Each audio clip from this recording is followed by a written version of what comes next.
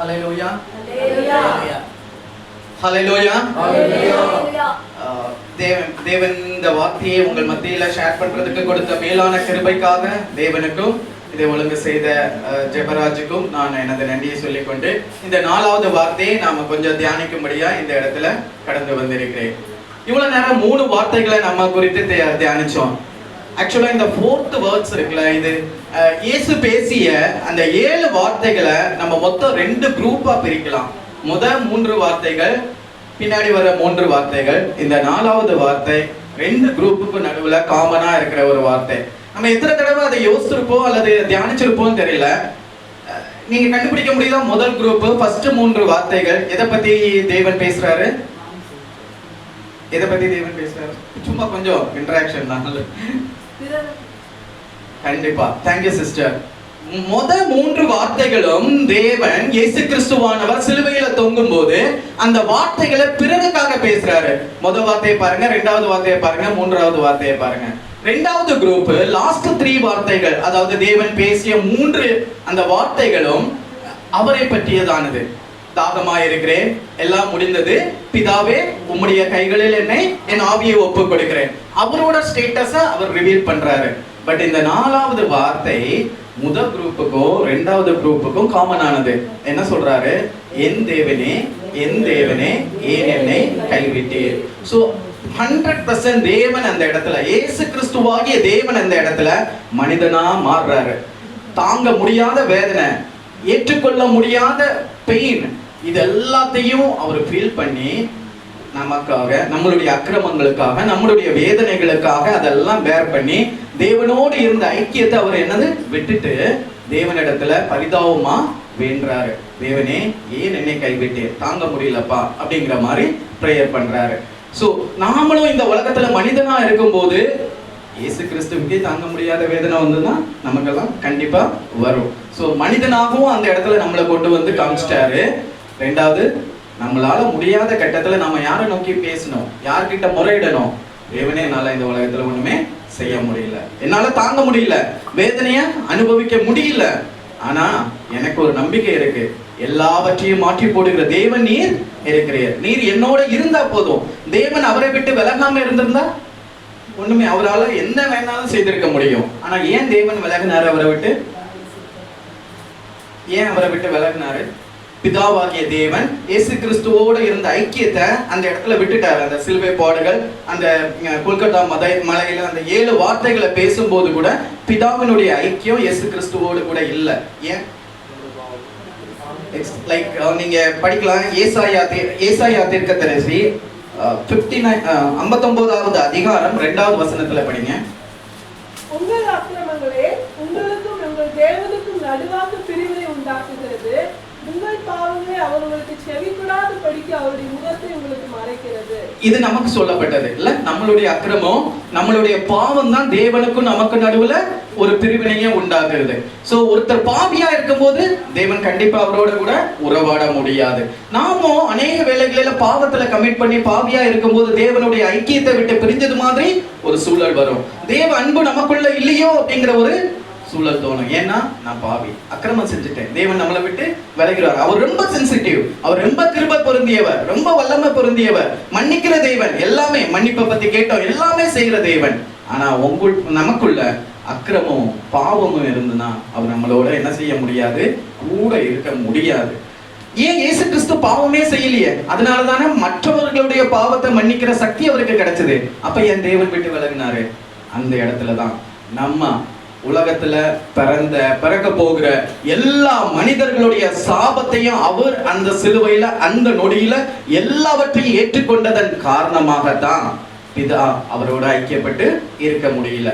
நம்ம எல்லாருடைய பாவம், இனிமே பிறக்க போகிற குழந்தைகளுடைய பாவத்தையும் இயேசு கிறிஸ்து சுமந்ததுனாலதான் நம்ம பாவத்தை எல்லாம் மன்னிக்கிற சக்தி அவருக்கு அந்த இடத்துல கிடைச்சது.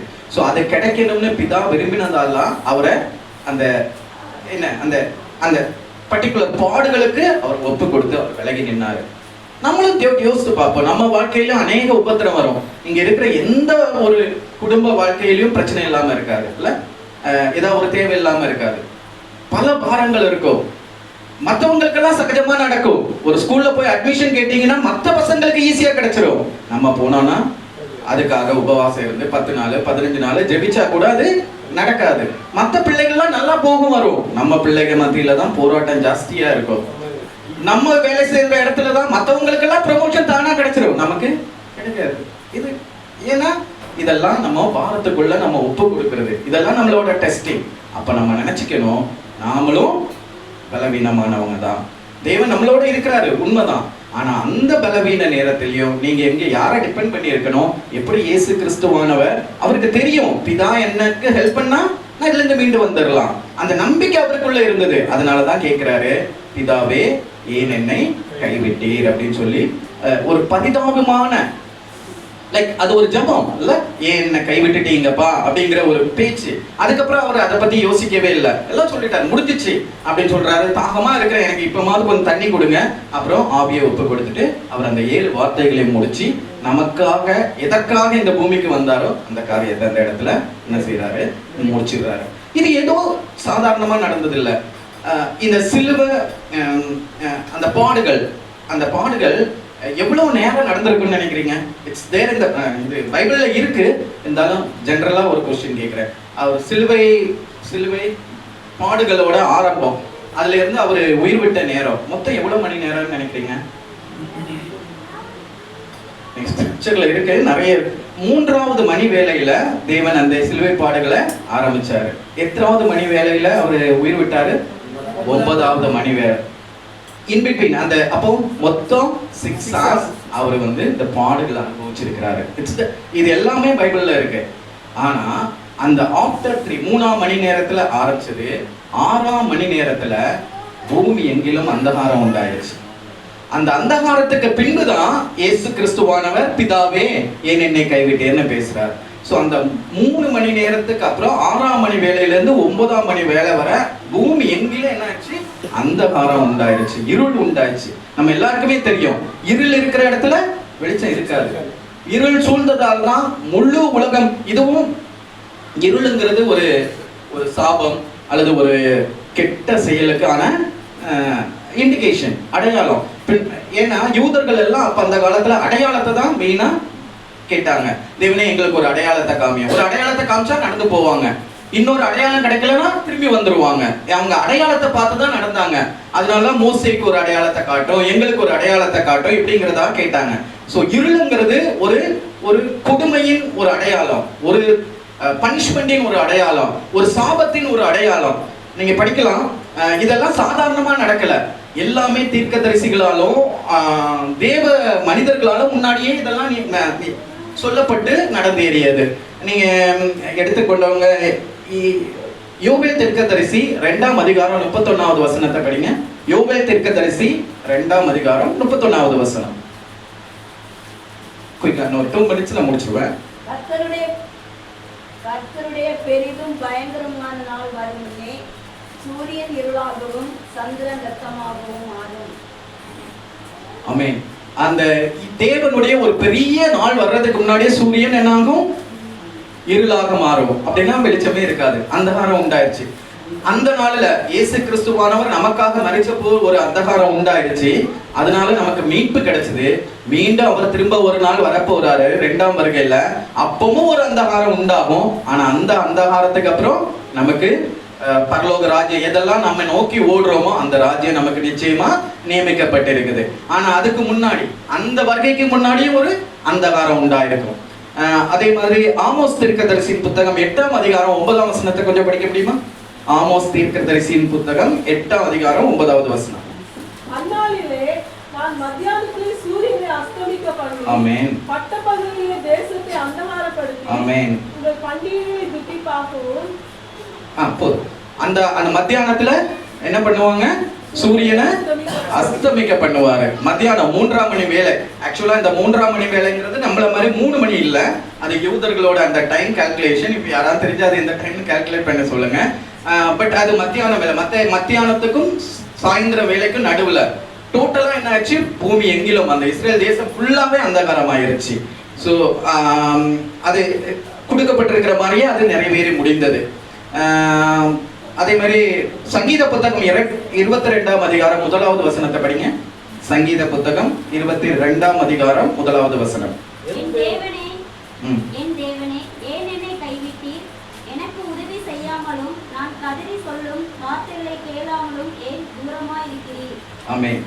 என் தேவனே, என் தேவனே, ஏன் என்னை கைவிட்டீர்? ஏன்னா நம்ம எல்லாம் எப்பவுமே சொல்லுவோம்ல, சங்கீத புத்தகம் இயேசு கிறிஸ்துவு எப்படி எல்லாம் இருக்க போறாருங்கிறதுக்கான மாடல், முன்னுதாரணமா கொடுக்கப்பட்ட அந்த சங்கீத புத்தகம். அங்கேயும் 22ஆம் அதிகாரம் 1 வசனத்துல சங்கீதக்காரன் தாவீதுக்காரன் எப்படியா பேசுறான்? என் தேவனே, என் தேவனே, ஏன் என்னை கைவிட்டீர்? நான் கூப்பிடும் போது எனக்கு இதையா உதவி செய்ய வர மாட்டேங்கிறீங்க அப்படின்னு கேட்கிறாரு. அதே தான் இயேசு கிறிஸ்துவானவர் சிலுவையிலும் என் தேவனே, என் தேவனே, ஏன் என்னை கைவிட்டீர் அப்படின்னு கேட்கிறாங்க. ஆன்சர் நம்ம எல்லாருக்கும் தெரியும், உனக்காகவும் எனக்காகவும் தான்.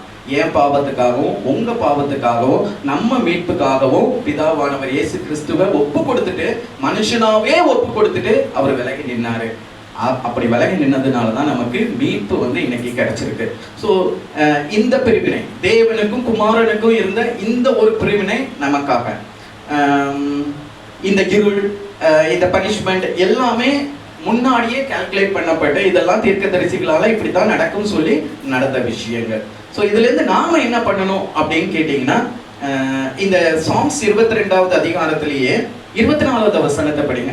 சங்கீதம் 22ஆம் அதிகாரம் 24வது வசனம். கோத்திரப்பட்டவருடைய கோத்திரத்தை அவர் அர்த்தமா எண்ணாமலும் அருவருக்காமலும் நம்முடைய முகத்தை அவனுக்கு மறைக்காமலும் இருந்து நம்மை நோக்கி அவன் கூப்பிடுகையில் அவனை கேட்டறினார். ஆமென். என்ன?